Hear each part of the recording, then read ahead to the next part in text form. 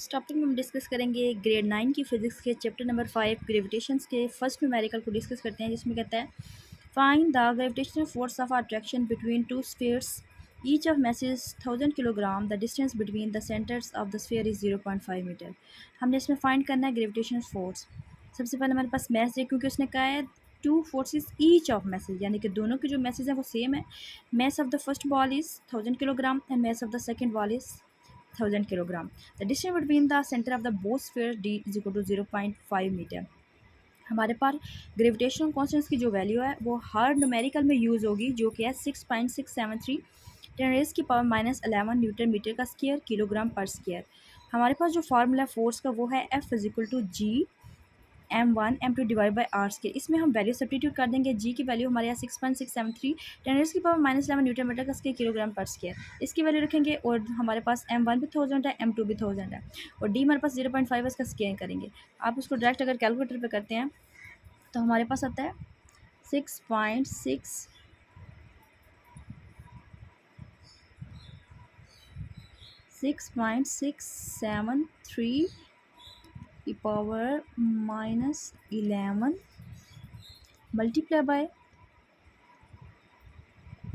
1000 multiply by 1000 and it's divided by 0.24. So your answer is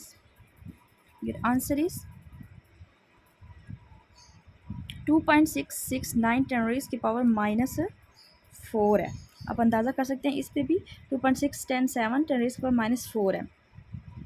चाहे तो आप ये प्रोसीजर कर सकते हैं, चाहे तो आप सिर्फ डायरेक्ट वैल्यू को सब्स्टिट्यूट कर दें और अपने आंसर को लिख दें।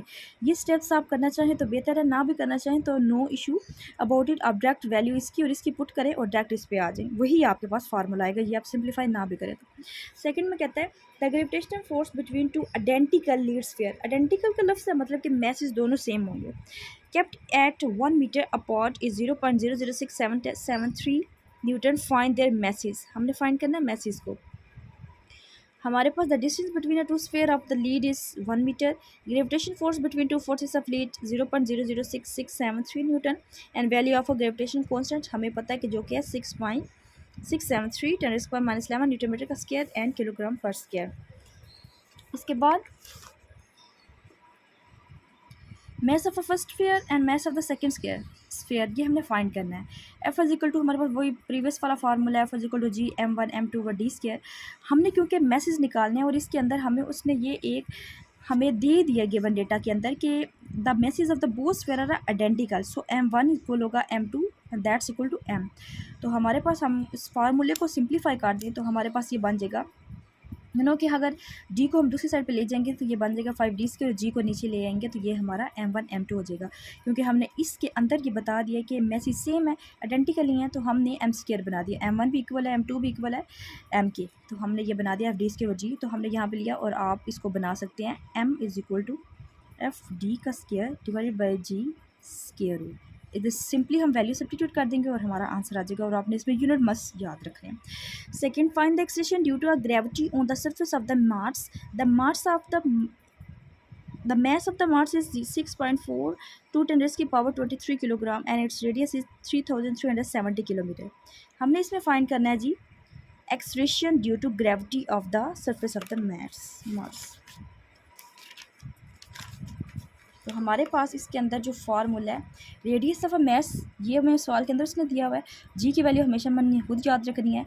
तो हमारे पास जो मार्स का जो निकलना है surface of acceleration G M है, तो उसका फार्मूला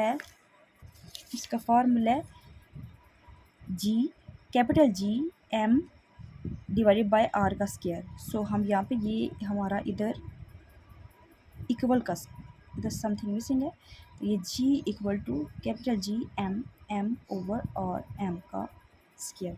सो इधर हमने वैल्यू सब्स्टिट्यूट कर दी। चाहे तो आप ये स्टेप कर सकते हैं, चाहे तो डायरेक्ट ये जो आपने लिखे हुए हैं इधर से आप इसको इससे मल्टीप्लाई कर देंगे और इस पर वैल्यू को डिवाइड कर देंगे, आपके पास आंसर ये आ जाएगा।